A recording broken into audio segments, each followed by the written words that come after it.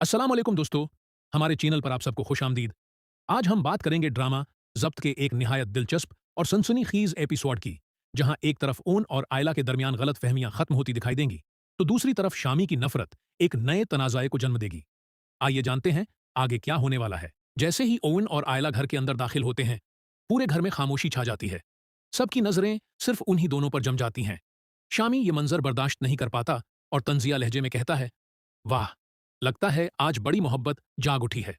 ये वही ओवन है ना, जिसे कल तक कोई पूछता भी नहीं था। ऑन इसकी बात सुनकर मुस्कुराता है और निहायत इत्मीनान से जवाब देता है, इंसान की इज्जत उसके किरदार से होती है, दौलत या फैक्ट्री से नहीं।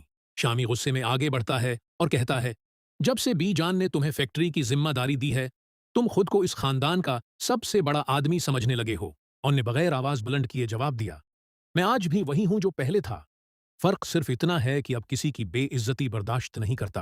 ये सख्त जवाब सुनकर शामी का गुस्सा मजीद बढ़ जाता है, मगर उससे पहले कि वो कुछ और कहता, आयला दरमियान में आ जाती है।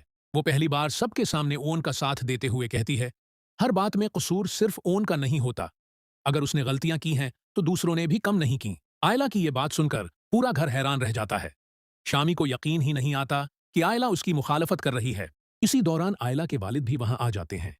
वो सख्त लहजे में कहते हैं, यह घर है, अदालत नहीं। अगर कोई मसला है तो बैठकर इज्जत से बात करो। सब लोग ड्राइंग रूम में बैठ जाते हैं। माहौल अब भी बहुत कशीदा होता है। ओन खामोशी से अपनी बात रखता है और कहता है, मैं यहां किसी से लड़ने नहीं आया। मैं सिर्फ अपने रिश्ते को एक और मौका देना चाहता हूं। यह सुनकर आयला की आंखों में नमी आ जाती है। उसे महसूस होने लगता है कि ओन वाकई बदलने की कोशिश कर रहा है। लेकिन शामी को यह सब बिल्कुल पसंद नहीं आता।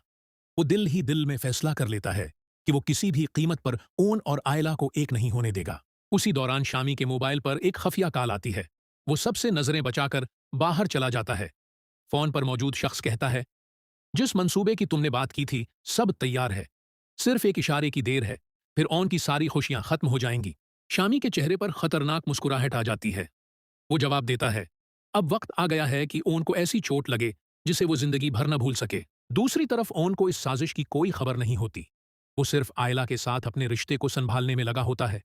मगर कसमत एक बार फिर उसके लिए नए इम्तिहानात तैयार कर चुकी होती है। अगले ही लम्हे फैक्ट्री से एक हंगामी फोन आता है।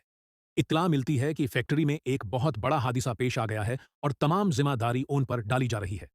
ये खबर सुनते ही सबके चेहरों का रंग उड़ जाता है, जबकि शामी खामोशी से मुस्कुरा रहा होता है, क्योंकि उसकी चाल कामयाब होती हुई दिखाई दे रही होती है। अब देखना यह होगा कि क्या ओन उस नई मुसीबत से खुद को बेगुनाह साबित कर पाएगा, या फिर शामी की साजिश उसकी जिंदगी को मुकम्मल तौर पर बदल कर रख देगी। फैक्ट्री में हादिसे की खबर सुनते ही ओन एक लम्हा भी जाया नहीं करता और फौरन वहां पहुंच जाता है। जैसे ही वो अंदर दाखिल होता है,